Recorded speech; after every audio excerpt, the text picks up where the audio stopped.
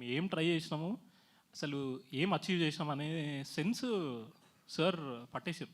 And always sir ఏం చేస్తారంటే, ఒక ఫిలిం అయిపోగానే ఇక్కడ హోమ్ థియేటర్ ఉంటుంది, ఒక చిన్న బ్రిడ్జ్లా ఉంటుంది, ఒక రూమ్ ఉంటుంది.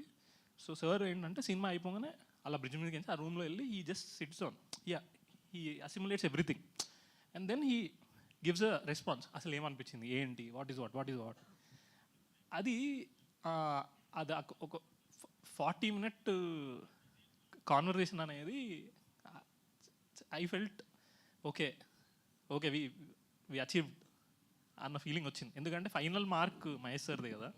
So whatever we try to do for the past couple of years, మనోడు అన్నట్టు ఒక ఫుల్ఫిల్మెంట్ లాగా వచ్చింది సార్ ద్వారా. ఆల్సో ఇప్పుడు ఆయన లైక్ వారణాసి లాంటి ఒక బిగ్గెస్ట్ ఎక్స్పీరియన్స్ ఫిల్మ్ చేస్తాను ఆయన. ఇప్పుడు రావ్ బహదూర్ని ఒక బిగ్ ఎక్స్పీరియన్స్ ఫిల్మ్ అని చెప్పేసి ఆయన ఒక సర్టిఫై చేయడం కానీ, లేదంటే జిఎంబి ప్రౌడ్లీ ప్రెజెన్స్ అన్నాను. నాకు తెలిసి మీ మేజర్కి కూడా ఆయన అలా చెప్పలేదు, ప్రౌడ్లీ ప్రెజెన్స్ అన్నాను కానీ. అండ్ సత్యదేవ్ ఇన్ అని చెప్పేసి ఆయన ఒక వాయిస్ ఓవర్ ఇవ్వడం కానీ. So how special is this for you? 200% స్పెషల్గా సార్. అంటే ఇంకోటి మనోడు చెప్పినట్టు ఇందాక, థియేటర్లో ఉండే 400 మంది 400 విషయాలు ఈ సినిమా నుండి తీసుకుంటారు అనేది, అది మనోడు ఏదైతే చెప్పిండో సార్ కూడా ఆ మాట వచ్చింది.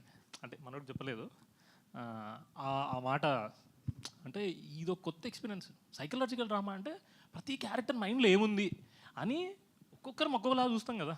సో ఆ కల్మినేషన్ అవన్నీ టోటాలిటీలో ఎక్స్పీరియన్స్, అది చాలా అంటే డీటెయిల్కి వెళ్ళి మాట్లాడిస్తారు. అంటే ఆయన ఫిల్మ్ లవర్ సార్, ఆయన అంటే వేరే సార్.